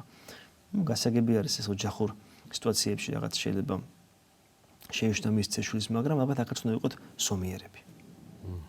ბუნებრივია შეეშნები არ უნდა გადაზიდოს ძალადობაში თავისთავად ხამაზე საუბარიც ზედმეტია. რა არის ადამიანის ცხოვრების მთავარი მიზანი ქრისტიანული თვალსაზრისით? თეოზისი, ანუ გააღმრთობა, ანუ ღმერთის გაცნობა, ღმერთის გაცნობის შუქზე საკუთარი თავის გაცნობა შემეცნება, ღმერთთან მარადიული ერთობა. თუ ესე მოკლე პასუხი ასე იქნება ალბათ. რატომ ხელოვნური განაყოფიერებით რომ აჩენენ შვილებს? ეს ხომ უფლის გმობაა და რატომ ნათლავენ ასეო? ასევე მკაცრად და ცნოიტყვით. ზოგადად თანამედროვე თეოლოგიაში ამ საკითხებზე საკმაოდ არაერთი მსჯელობა მიდის კი აი ჩვენი სასულიერო აკადემიის კურსდამთავრებული თეოლოგი ჩვენი მეგობარი ნინო საძაღლიშვილი ქალბატონი, რომელიც საბერძნეთში მოღვაწეობს, ბიბლიოთეკის საკითხებზე მუშაობს და საკმაოდ რთული თემა არის. რა თქმა უნდა, თუცა სახათ ვიტყვით, ეკლესიისთვის მიუღებელია ასეთი ფორმით შვილიერება, თუმცა როცა უკვე ჩვენ გვყავს სახეზე ბავშვი, რა თქმა უნდა, ეკლესია ნათლავს ნებისმიერ ბავშვს. და მკაცრად დასმული შეკითხვა მგონია, მე ძალიან რთულია, როცა წყვილს შვილი უნდა რომ ყავდეს, ძალიან რთულია. ჩვენ რა თქმა უნდა ვლოცულობთ, რა თქმა უნდა ადამიანს მოუწოდეთ რომ ღმერთს მიენდოს, ილოცოს და ნებისმიერი ისეთი ხელოვნური ჩარევა, რომელიც გამოიწევს სიცოცხლის ხელყოფას, ცხადია მიუღებელია. ეკლესიას აქვს თავის სოციალური კონცეფცია. სადაც წერია რომ რა თქმა უნდა წყვილი მკურნალობს, თავის თავზე მუშაობს, ექიმები ძალიან ბევრს აკეთებენ, თანამედროვე მედიცინა ყველაფერს აკეთებს, რომ ადამიანები ბედნიერები იყვნენ, თუმცა ეკლესიას აქვს თავის ხედვა. თუ ესა თუ ის ხელოვნური ჩარევა, აი თქვა შვილების კონტექსტში, გამოიწევს ნაყოფის მოშლას და უკვე გავაგრძელებ მე ეს ცხადია მიუღებელია, რადგანაც ეს უტოლდება იგივე აბორტის მძიმე ცოდვას. ამიტომაც აი აქ სიღრმეებში უკვე აღარ შევალ, თუ ესე მარტივი პასუხი აინტერესებს ჩვენს მეგობარს, ცხადია აი ამგვარად ასე სინჯარაში განაყოფიერება მიუღებელი ეკლესიურად, თუმცა როცა ჩვენ გვყავს შვილი, ბავშვი, რა თქმა უნდა ჩვენ მას ვნართლავთ. როდესაც ვინმეს ქცევა არ მოგწონსო, შემიძლია უთხრა თუ განკითხვაში ჩამეთვლება მზია გწევს. რა თქმა უნდა უთხრათ. მოყვარეს პირში უძრახებ, მტერს პირს უკანაო, ქართული ანდეზე გამახსენდა. უნდა უთხრათ, რა თქმა უნდა სიყვარულით. განკითხვასა და ჯანსაკრიტიკას შორის უნდა ზღვარი გავავლოთ. განკითხვა, როცა ადამიანში სიყვარული არ არის და რაღაც სხვა მოტივი ამოძეებს და რაღაცა. მაგრამ როცა ადამიანი გიყვარს და ხედავ რომ მას ეშლება, მას უნდა შეაგონოს სიყვარულით და შეიძლება ხანდახან კაციც კი იყო რომ გამოაფხიზლო. მარი გვწერს, ფაქტიურად იგივე კითხვა არის, როდესაც ადამიანი ოჯახის წევრი გარდაცვლილია თვითმკვლელობითო, ვიცი რომ ტაძარში მოხსენება არ შეიძლება და მე თუ შემიძლია პირად ლოცვებში მოვიხსენიო, ამაზე ისაუბრა უკვე მამა შიომ დაახლოებით. თუმცა არის ეს პრაქტიკაც ასე აკეთებენ ხოლმე მორწმუნეები, თავის ლოცვებში იმართავენ ხოლმე ღმერთს და თხოვენ მის შეწყალებას. ეკლესიას რა ბერკეტი აქვს ამ დროს მოწყალება. უნდა ვეცადოთ რომ სხვა ადამიანებს გული გავუთმოთ, მოწყალება გავთეთ მის სახელზე, ხოლო ჩვენ თავად ვიყოთ ეკლესიური ადამიანები და ღვთის მოწყალების იმედი გქონდეს. სტიქაროსნობაზე რას გვეტყვითო? ამაზე რომ ისაუბროთო ირაკლი გვწერს. პირადად ჩემთვის დიდებული საქმეა ირაკლის სტიქაროსნობა. მე ვცხოვრობ დასახლებაში აეროპორტის, მამა ავიატორი არის, იქ გავიზარდე და 2000 წელს წმინდა ნიკოლოზის სახელობის ეკლესია აკურთხა უწმინდესმა და უნტარესმა ილია მეორე მათი განსხვავებულმა ჩვენმა ძვირფასო პატრიარქმა და აი მაშინ დაიწყო ჩემი პირველი შეხვედრა შეხება ეკლესიასთან 2002 წელს მეგობრები ესე მივედით ეკლესიაში ველოსიპედებით გადავავდით და მაშინ ნახეთ მოძღვარი შედგა ჩვენ შორის საუბარი და მახსოვს პირველი აღსარება მახსოვს პირველი ზიარება და მახსოვს პირველი სტიქაროსანი რომ დავინახე სლავი წამოშობის ახალგაზრდა ბიჭი იყო დავინახე ჩემხელა შემოსილი ძალიან მომინდა რომ მეც ასე ყოფილიყავი ჩაცმული სტიქარი ეცვა შემდეგ გავიდა დრო და მე თვითონ მოძღვა სულიერი მოძღვას რომ იქნებ მეც სტიქარით ესე შემოსილიყავი და 9 წელს სტიქაროსნობდი მამ დროს შემდეგ ჩაობა სტუდიო სემინარიაში და დიდი ინტერესით ვაკვირდებოდი ყველა საეკლესიო მსახურებას და დღემდე აი ეს საკურთხევლის მსახურება აი დღემდე სიამოვნებით თუ მაგალითად ხანდახან არის სტუმრად მივარ შემოძღვართან და მაგალითად ნათლობა აქვს სიამოვნებით მომსახურები ხო როგორც სტიქაროსანი იმედად მიყვარს საკურთხევლის მსახურება ასე რომ ყველაფერს კარგს მაყურებელია მოვისმინოთ კითხვა ეთერში ხართ ბედის წერის ჯერა თუ არა მოძღვარს ეკლესიას საერთოდ მორწმუნეს მადლობა გასაგებია მადლობა შეკითხვისთვის მოკლე პასუხი ასე იქნება რა თქმა უნდა არა არსებობს საღვთო ცოდნა არსებობს ჩვენი შეზღუდული ცოდნა რა თქმა უნდა ერთი მხრივ ღმერთი ყოვლის ცოდნია ღმერთმა ყველაფერი უწყის წინასწარ ბუნებრივია რადგან ღმერთი ცხოვრობს დროის მიღმა ჩვენ წეგან თქვით ღმერთი არის აუგებელი შეუქმნელი ხოლო მის გარდა ყველაფერი შექმნილი ანუ აგებულია რაც იმას ნიშნავს რომ ჩვენ სხვანაირი მოზღუდული ცოდნა გვაქვს ხოლო ღმერთი მარადეულია ერთი მხრივ ღმერთმა ყოველივე უწყის მაგრამ მეორე მხრივ წინასწარ დაწერილი და გაწერილი არაფერი არ არის ასე რომ ეკლესია მკაცად გმობს ბედის წერას ამ ფენომენს და გვასწავლის რომ ყველა ჩვენგანი ვარ თავისუფალი ნების მქონეები ყველა ჩვენგანი თავად აგეს პასუხს თავის საქციელზე ერთი მხრივ ღმერთმა ჩემ მომავალი როგორც ყოვლის ცოდნა მიცის მაგრამ მეორე მხრივ ეს ჩემზეა დამოკიდებული ბევრი რამ თავად ჩემზეა დამოკიდებული ასეთია მოკლედ რო თქვათ საეკლესიო სწავლება ბედის წერაზე კეთილი მაყურებელია ისე გისმენთ ეთერში ხართ კაითიშა ჩვენი კითხვები გავაგრძელოთ ელდინო წერს მაინტერესებს კვეთაში როგორ მოიხსენიება ყველაო ჩემს მიერ სეფისკვერის შეწირულ სეფისკვერზეო ანუ როგორ მოიხსენიება ყველაო დიახ ზოგადად სეფისკვერის ამოკვეთა ცოტა გვიანდელი მოვლენაა მოგიხსენებათ ლიტურგია ღვთისმსახურება იხვეწებოდა შვენდებოდა ლამაზდებოდა ვითარდებოდა უფრო რე რა თქმა უნდა უკვე ბიზანტიურ ეპოქაში მას შემდეგ რაც ეკლესია გახდა ქრისტიანობა გახდა ბიზანტიის იმპერიის სახელმწიფო რელიგია აშენდა დიდებული აია სოფიას ტაძარი შემდეგ ლიტურგიული მსახურება გალამაზდა და აგერ უკვე მერვე საუკუნეში დაახლოებით ჩვენ ხედავთ უკვე ლახვარს რომელთაც იკვეთება სეფისკვერი და მზადდება და უკვე ამ დროსთან შემოდის უკვე ნაწილების ამოკვეთა რომლებიც ჩაეშვება წმინდა ბარძიმში ანუ ქრისტეს ყოვლადწმინდა სისხლში ხოლო დღევანდელი კვეთის ფორმა უკვე არის მე-15 საუკუნეში თუ სწორად მახსოვს სოფლიო პატრიარქ ფილოთეოს კოკინოსის მიერ თუ სწორად მახსოვს ყოველ შემთხვევაში მე-15 საუკუნეშია შემოშევებული დღევანდელი კვეთის ფორმა როცა ჩვენ ვაგზავნით სეფისკვერებს საკურთხეველში სეფისკვერის ღვთელი ამოკვეთავს და მასზე სახელებს იხსენიებს შეიძლება იქ მოიხსენოს რამდენიმე 10 20 30 სახელი და ერთი პატარა ნაწილი ამოიღოს ჩვეულებრივად რაც იმის გამოხატულებაა რომ ჩვენ უფალს ამადენებს ვავედრებთ და როდესაც სრულდება საღვთო ევქარისტიის წმინდა ზიარების საიდუმლო ყველა ეს ნაწილი ჩაეშვა ბარძიმში და ღვთელი კითხულობს რამდენიმე ლოცვას და ასე მთავრდება მეუტევე უფალო ცოდვანი აქ მოხსენიებულთანი პატიოს და მეუხებითაც მედეთ კი ბატონო ანუ ესე იგი ქრისტეს სისხლმა გადარეცა ყველა ჩვენი ცოდვა მოგცვა განკურნება და განწმენდა პოტენციალი განკურნების განწმენდისა და აი ამის გამოხატულება რომ ამ მორწმუნე ადამიანებს და ჩვენ ერთმანეთს კვეთაში ვიხსენიებთ და ვავედრებთ ღმერთს კეთილი ესეთი კითხვა ყველა სიკეთეს ხომ ახლავს მადლიო წერია სიკეთესა ჩემსა მიეც უფალო მადლი როგორ აიხსნებაო ესო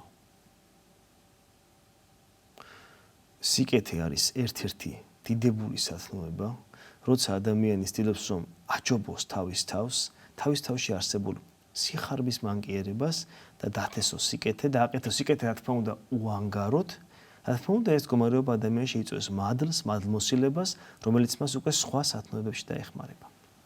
შეიძლება ასე იხსნას. მაყურებელია, მოვისმინოთ კითხვა. გისმენთ ეთერში ხართ?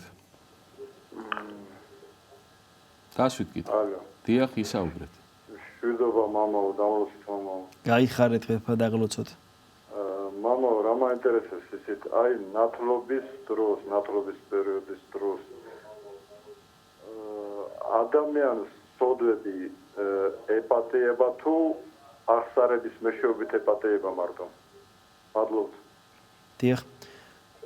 უპირველეს ყოვლისა, უნდა ვთქვათ, რომ ნათლობა არის შემავალი კარი ეკლესიის სულიერ გალავანში.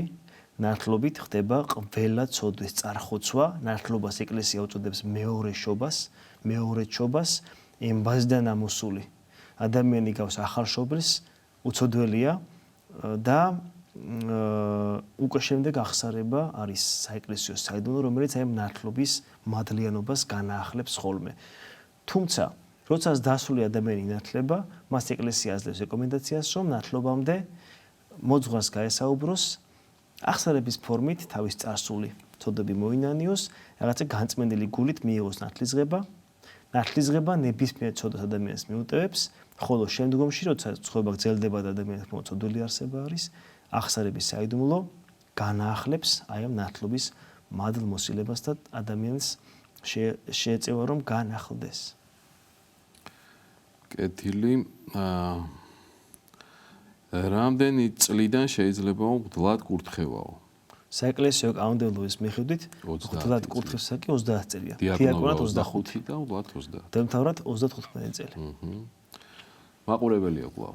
გისმენთ ეთერში ხართ? დიახ. გისმენთ ეთერში ხართ?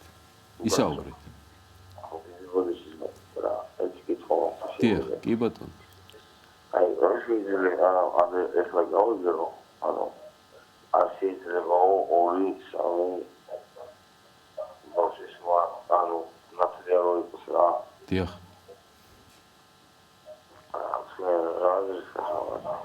გასაგები, მადლობა.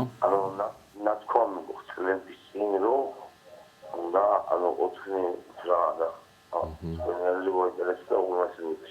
გაიხართ, მესმის კი ბევრი ადამიანი არის ერთმა დაგლოცოთ პრობლემით, ასე ვთქვათ.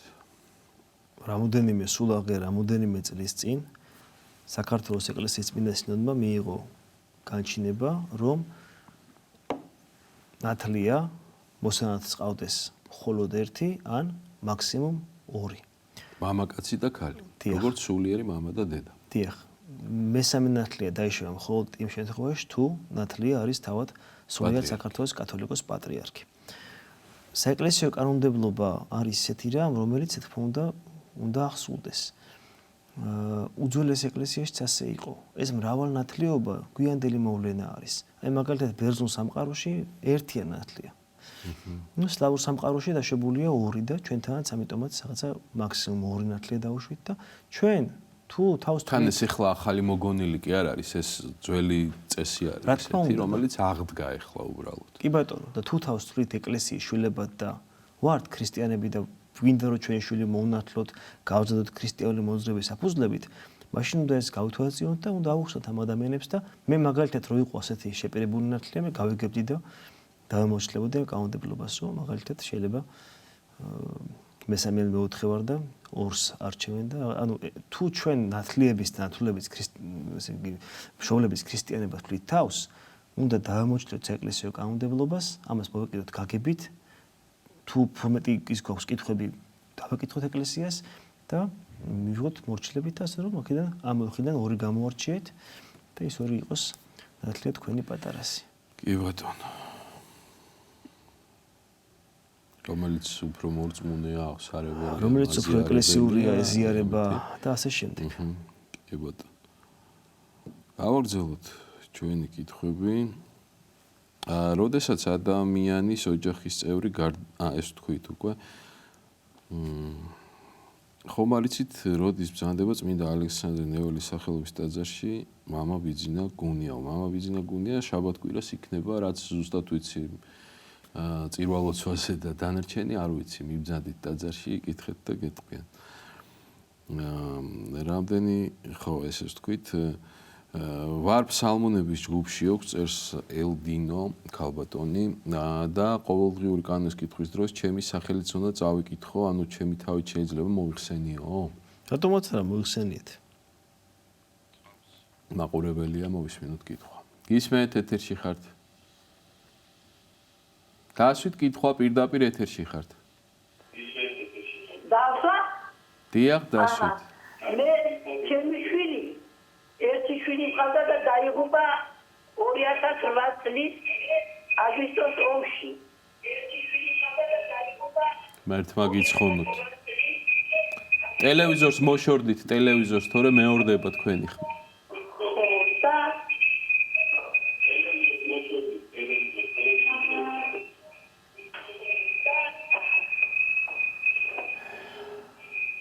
იყო ჩემი შვილი იყო კათოლიკე და მე ეხლა რავიცი არისო ძერმა ვაკუთხაო მორქშიო დამეღუპა და მორქშიო ძერმა აკუთხაო და გახდა მას მაგიდებებიო ვერ გავიგე ჩემი შვილი მას მაგიდებებია თუ კათოლიკე აი ეს მაინტერესებს მადლობა გასაგებია მადლობა ღმერთმა დაღლოს ქალბატონო პირველ რიგში როგორც გავიგე გმირი შვილი ყოლიათ და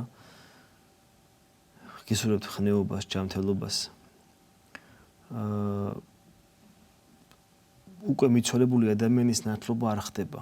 თუ კი ის იყო კათოლიკური მოძღვრების აღსარებელი, თქმა უნდა ის რჩება კათოლიკეთ. თორემ სანამ ადამიანი ცოცხალია, მანამდე გამოხატავს ის თავის ნებას, ნებელობას, რომელიც მოძღვრება აერჩიოს, რომელიც მიაჩნია მას ჭეშმარიტად და ასე ირჩევს.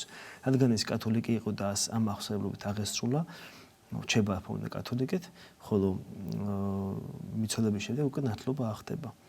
მერთმა დაღლოცოთ და გესურვებთ ხნეობას, ნუგეს და მშვიდობა მის სულს. კეთილი. გავაგრძელოთ ჩვენი კითხვები. მყავს იღოვილი მეზობელი, რომელიც ამტკიცებს სახარებაში წერია, აქ იქნება 64 დედამიწაზეო. მე კი ვუთხარი, რომ მარადისობა და 64 ზეციურ სამე უფოშია თქო. რა მდგომარეობაა ზოგადად 64? კონკრეტული ადგილია, სულიერი ამ შემთხვევაში სწორს გეუბნებათ. რადგანაც გამოცხადების წიგნში კითხულობთ, რომ იქნება ახალი ცა და ახალი მიწა და აი ეს ყოველივე უნდა შეიცვალოს, ყოველივე უნდა გარდაიქმნას. ზეციური იერუსალიმი უნდა დაეშვას აქ დედამიწაზე. 64 რა მდგომარეობაა?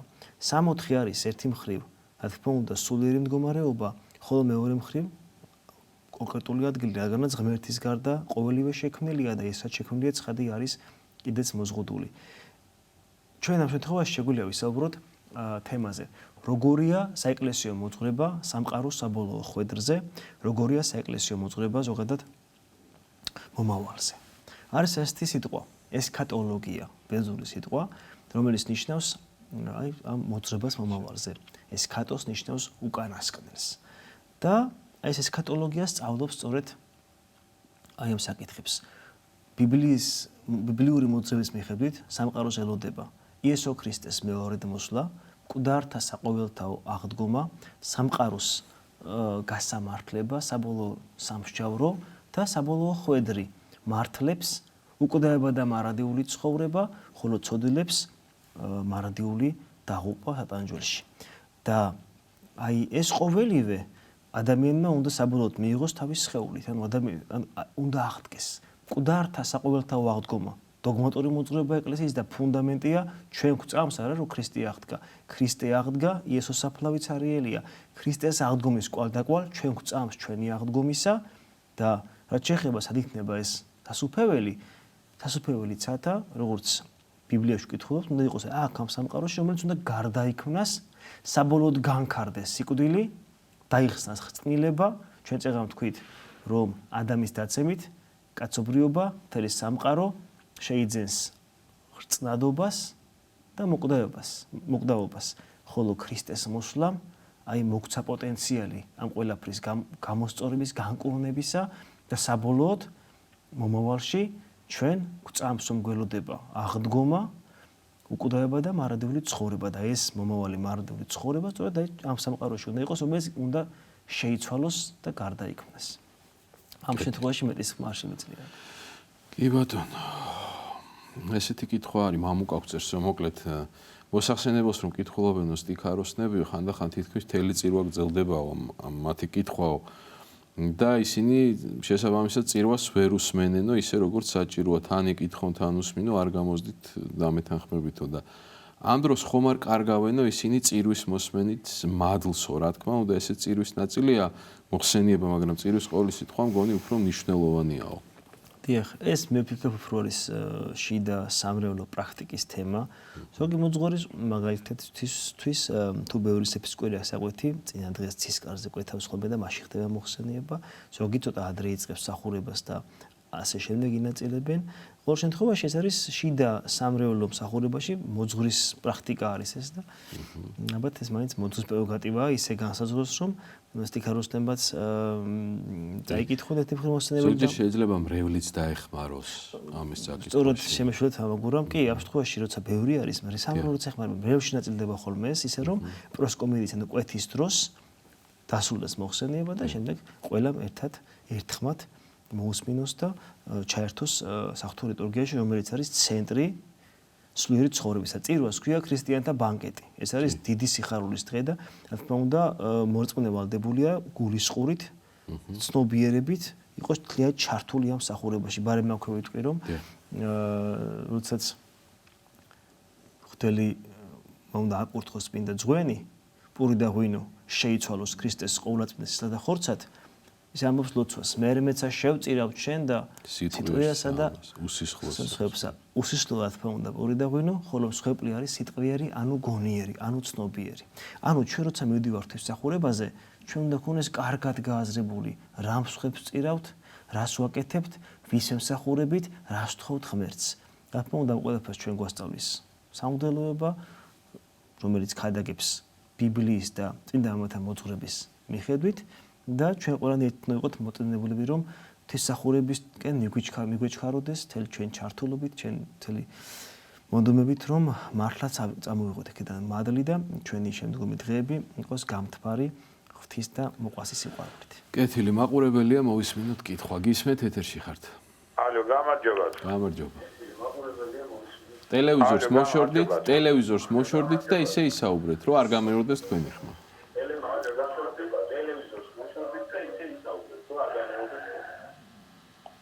ალო. დიახ, გისმენთ. ორი შეკითხვა მაქვს განაცვალა. კი ბატონო. გისმენთ. საღამოთი შეიძლება ბიბლიის კითხვა და ახალი აღთქმა საღამოთი წავიკითხოთ, ხო? დილით უნდა წავიკითხო. არ აქვს მნიშვნელობა, როცა გინდათ მაშინ წაიკითხეთ, არ აქვს მნიშვნელობა. ხო, აი კიდევ მეორე შეკითხვა მაქვს განაცვალა. დიახ. შიზოფრენიით ვარ დაავადებული. დიახ. და წამლებს ასვავ და შეიძლება თუ არა ეგა. რა თქმა უნდა შეიძლება. კი. თუ ექიმა დაგინიშნა წამლები, უნდა მიიღოთ რა თქმა უნდა. გაიხარეთ. ბიბლიის კითხვა შეიძლება კი არა აუცილებელიც კი არის, ნებისმიერ დროს შეგიძლიათ თქვენ შეიგრძნოთ ღვთის სიტყვა, ბიბლია არის ღმერთის სიტყვა. ეს მოწმეს ძალიან ეხმარება, ასე რომ როგორც კი ადამიანს დრო გამოუშვება, უნდა გადაშალოს და წაიკითხოს, ან მოისმინოს ბიბლია. ჩვენ უნდა გქონდეს ყოველდღიურად შეხება უფლის სიტყვასთან. რაც შეეხება ამ თემას, რა თქმა უნდა, მნიშვნელოვანია ჩვენ დავიჭოთ ექიმის ყველა რეკომენდაცია. დღეს თანამედროვე სამედიცინო სამყაროში ხდება კონტროლი ამ დაავადების, ამ პრობლემის, ისე რომ ადამიანს შეუძლია გააგრძელოს სრულფასოვანი ცხოვრება და უნდა დავიჭოთ ექიმის ყველა რეკომენდაცია. კი ბატონო. ნანა გვწერს ესე იგი ახლად გარდაცვლილი ახლობლისთვისო სამ კანონს კითხულობ ყოველდღიურადო და ამისთვის მოძღვრისგან კურთხევის აღებაო საჭიროა? რადგან კანონს კითხულობთ და ლოცულობთ, ესე იგი თავს თვლით ეკლესიის წევრად, ეკლესიის შვილად. ამიტომაც რა თქმა უნდა რეკომენდაცია გაქვთ რომ მონახოთ სულიერი მოძღვარი, მასთან გქონდეთ ურთიერთობა და აი ეს თემაც მასთან გაიაროთ. ის უბრალოდ გირჩევთ და მიგითებთ როგორ შეიძლება ეს გაკეთოთ ისე რომ ესე იგი მართლაც არგოთ თქვენთასაც და იმ მიცემულ ადამიანსაც. მაყურებელია მოვისმინოთ კითხვა. გისმენთ? მოგესალმებით. მადლობა გადაცემისთვის. პირველად დაგინახე და იმიტომ რომ ძალიან გამიხარდა. დაგლოცოთ მამა. ღმერთმა დაგლოცოთ, გაიხარეთ. ასე როდა. დასვით კითხვა. გაიხარეთ, დიდი მადლობა. კარგად დანდებოდეთ, მამა, მეტი არაფერი. გაიხარეთ. მადლობა. დიდი მადლობა ზარისთვის. დაგახაროთ უფრო. ესეთი კითხვა არის მამუკა გწერს, ესე იგი არის ზოგიერთი ლოცვის წიგნიო, რომელშიც დაუჯდომელი ლოცვა იწყება დასაწყისი ლოცვების გარეშეო.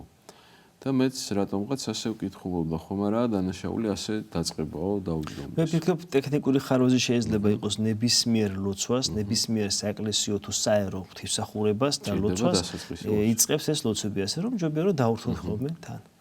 კი ბატონო. ზოგჯერ იგულისება ხოლმე. კი. მაგრამ ვინც გამოსცემს ჯობია რომ დაბეჭდან, რომ არ დაიბნეს მაინც ხალხი და იცოდნენ. მაყურებელი ყავს, გისმენთ ეთერში ხართ? გამარჯობათ, მამაო, დამლოცეთ. ღმერთმა დაგლოცოთ, გაიხარეთ. ისაუბრეთ. შეიძლება თუ არა კანონი ვიკითხო დამჯდარმა. სალმონთა კანონი. მადლობა. დიახ, რა თქმა უნდა შეიძლება. აი არსებობს ასეთი პრაქტიკა დაუჯდომელი ლოცვები არა მოგესალმებათ ეს იმიტომ არის შექმნილი რომ ესე იგი ადროს ადამიანი ფეხს ემდგომი ლოცულობს ზოგადად ეს დაჯდომის პრაქტიკა ლოცვის დროს რაღაცა გვაშინებს ხოლმე ძველ ეკლესიაში მიღებული იყო მსახურების დროს ჩამოჯდომა წამოდგომა აი ჩვენ თუ გულისყურით უსმენთ მაგალითად წუხრის დასწრის ლოცვას დიაკონი ან მღვდელი ამბობს ახსდეგინ ასე შეიძლება წამოდეკით თუ ან მაგალითად სიბზნით აღემართნით ასე შეიძლება წამოდეკით და ასე შემდეგ ღვთისმსახურებითაც კი დასაშვები იყო კონკრეტულ მომენტებში ჩამოჯდომა შემდეგ წამოდგომა ისევ ასე რომ თუ ადამიანი თავის საშილოსნობს და კითხავს კანონს და მას თქვათ არ შეუძლია ფეხზე იდგეს შეუძლია დამჯდარმა ილოცოს თეაფსერს რომ ერთი მოძღვარი ამბობს რომ მოსახსენებლოსიო მარტო აღსარებელი და მაზიარებელი უნდა გეწეროთო და მე ასე არ მიწერიაო და მეშლებაო ზოგადად ეს ლოგიკური რჩევა ბუნებრივია ჩვენ უნდა ადამიანი რომელიც ინათლება ის რა თქმა უნდა იყოს მაზიარებელი და აღსარებელი რაღაც პარადოქსალური მდგომარეობაა როცა ადამიანი იღებს ნათლობას მათ შორის ზოგიერთის დასვლას აღშიც და შემდეგ აღარ აღძევს ეკლესიურ ცხოვრებას ეს არის შეიძლება თქვას დამანგრეველი აღთქმას რომელსაც დებს წმინდა სანათლავთან ანუ ემბასთან ქრისტიანი ქვია საშინელი აღთქმა ადამიანი მას პირდება რომ განეშორება ეშმაკს და მას ემსახურება გახდება ქრისტიანი თავის ცხოვრებით და ამას არ აკეთებს ეს უარესი არის ასე რომ თუ მოძღვარი გეუბნება რომ ის ციხსენიებ უნდა იყოს აღსაველი და მასზე ეს ლოგიკური კითხვა ლოგიკური რჩევა არის მეორე მხრივ რა თქმა უნდა როცა ჩვენი ახლობელი ჯერ კიდევ ვერ არის ეკლესიურ ცხოვრებაში მაგრამ თავისთვის ქრისტიანად ღმერთის წამს და ცდილობს რომ ეკლესიას მოახერხოს ჩვენ მართლა ვიხსენიებთ რომ იმედით რომ ის უფრო ახლოს მოვიდეს ეკლესიის წიაღში ამ კონტექსტში ასე რომ არ გაიკვიროთ არც მოძღვრის რჩევა ბუნებრივია თუმცა თუ თქვათ იმ ადამიანს ვიხსენიებთ რომელიც თავს თვლის ქრისტიანად მორწმუნედ მაგრამ ჯერ კიდევ ვერ არის ეკლესიურ ცხოვრებაში მაგრამ არის პერსპექტივა მის იმოსთვისა და მას მოვიხსენიებთ ალბათ ამითაც არ შევწოდავთ კი ბატონო მაყურებელია გისმენთ ეთერში ხართ დაგლოცეთ მამა დაგლოცეთ ღმერთმა დაგლოცოთ გაიხარეთ მამა ასეთი შეკითხვა გვაქვს თავის დროზე საქართველოს რესპუბლიკის კანონიერმა პრეზიდენტმა ზვიად გამსახურდიამ შეკვეთა მისცა ერთ-ერთ გამოცემას და უნდა გამოცემულიყო უნიკალური გამოცემა ბიბლიას უნიკალური გამოცემა ყველა ოჯახში ქრისტიანისა სრულიად საქართველოში საჩუქრად უნდა გადასცემოდა ეს ვიცით რომ სტოკჰოლმში დაიბეჭდა ეს წიგნი ბიბლია ჩამოიტანეს საქართველოში და მერე გაქრა სად შეიძლება მოვიძიოთ ზვიად გამსახურდიას სტოკჰოლმური გამოცემა ბიბლიასი დიდი მადლობა მერტმა აცხონოს სულნათი ზვიად გამსახურდიას სული სიმართლე გითხრათ მე არ მაქვს ინფორმაცია ამ გამოცემის შესახებ პირველად გავიგე ერთი რაც ვიცი 80-იან წლების შემდეგ არაერთი მნიშვნელოვანი გამოცემა გამოიცა ბიბლიისა, მასზე მუშაობს თარგმნელთა საკმაოდ კომპეტენტური ჯგუფი. მათ შორის საქართველოს საპატრიარქოს გამოცემა, ბიბლიის სახლის გამოცემა, არაერთი საინტერესო ჩვენც გვაქვს ეს ბიბლიები და ამ კონკრეტულ გამოცემაზე მე ინფორმაცია არ მაქვს, ასე რომ ვერ მოგახსენებთ. შეიძლება მიმართოთ საქართველოს საპატრიარქოს პრეს-ცენტრს და თუ რამე ინფორმაცია არსებობს, აუცილებლად მოგახსენებენ. კეთილი. ესეთი კითხვა არის, ღმერთმა რისთვის შექმნა ადამიანი, რატომ შექმნა? ღმერთმა ადამიანის შექმნა, როგორც წეგან აღნიშნეთ, მარადიული ცხოვრებისთვის, მარადიული ბედნიერებისთვის. მთელი ეს სამყარო ღმერთმა შექმნა თავისი დიდი სიყვარულის გამო, თომასზე. მარტივად ვიტყვით, ღმერთს არაფერი არ აკლია, არაფერი არ ჭირდება. ღმერთი ყოვლად კმა არის, თუმცა ის ქმნის სამყაროს, ქმნის არაფრისგან, სამყაროს გვიგონად კი ადამიანს ქმნის, ადამიანს, რომელმაც უნდა ესეთი შესაქმე მიიყვანოს ღმერთამდე და განიღმრთოს და მაშინ მთელი სამყარო იყოს განხრთობილი მოკლედ და ადამი შესდება, როგორც წეგა ვისაუბრეთ, შეცოდავს და გახდება მოკვდავი და ხსნადი და მაშინ მთელი სამყარო, ხოლო მოდის ახალი ადამი, ჩვენი უფალი იესო ქრისტე, რომელიც როცა მოინათლება იორდანეში, ქადაგებას ასე იწყებს. მოინანიეთ, მოახლოებულია სასუფეველი ცათა. სასუფეველი ცათა, მეგობრებო, არის ცხოვრების, ყოფიერების იმგვარი ფორმა, რომელშიც გამქრალია სიკვდილი. ქრისტეს მოაქვს აი ეს მარადიული ცხოვრება და ჩვენთვის აი ეს უპირველესი მომავლის კაცი არის სწორედ ღმერთკაცი, ჩვენი უფალი იესო ქრისტე, ახალი ადამი, რომელიც წინ მიგვიძღვრის მარადეული ცხოვრებისკენ. კეთილი მაყურებელია ის. გისმენთ? დასვით კითხვა. გამარჯობათ. გამარჯობა. ტელევიზორს მოშორდით და ისე ისაუბრეთ. უკაცრავად, კურთხევა მაქვს მე ხორცის ჭამაზე. და პარასკევს და ოთხშაბათს უნდა ვიმარხულო თუ არა? კარგი იქნება თუ იმარხულებთ. გაიხარეთ.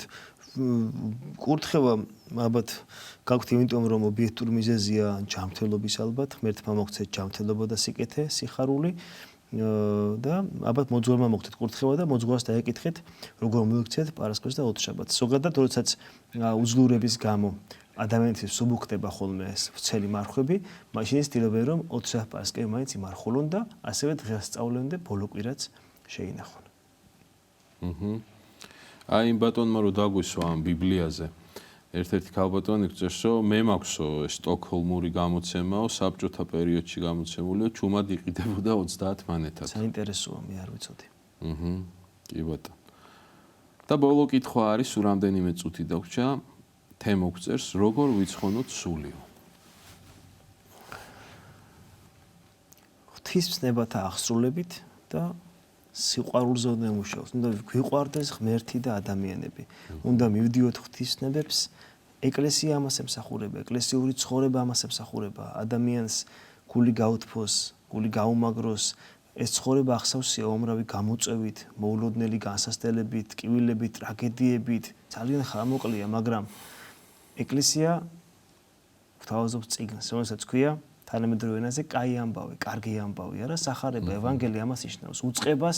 უწყებას მარადიულ ცხოვრებას, უწყებას ღმერთის და ადამიანის ურთიერთობაზე, შეხვედრაზე, სიყვარულზე და რაც უფალი გეუბნება სახარებაში, რომ გვიყვარდეს ღმერთი, გვიყვარდეს ერთმანეთი. კეთილი. დიდი მადლობა მამაო, საინტერესო საუბრისთვის. ჩვენს მაყურებლებს კი შევახსენებ, რომ დღევანდელი გადაცემის სტუმარი გახდათ ნაქობაქევის წმინდა გიორგის დედათა მონასტრის ღვთისმსახური დეკანოზი შიო ბაკურია. გადაცემას უძღვებოდა ლურჯი მონასტრის წმინდა ანდრია პირველწოდებულის სახელობის ეკლესიის ღვთისმსახური მღვდელი გურამ გალობლიშვილი. დღევანდელი გადაცემის გამეორებით ნახვა შეგიძლიათ პარასკევს 13 საათსა და 30 წუთზე და სამშაბათს 10 საათსა და 30 წუთზე. ჩვენ ერთმანეთს შევხვდებით მომავალ ხუთშაბათს საღამოს 8:30-ზე საპატრიარქოს ტელევიზია ერთსულოვნების პირდაპირ ეთერში. გემშვიდობებით, ღმერთმა დააგლოცოთ და გაგახაროთ.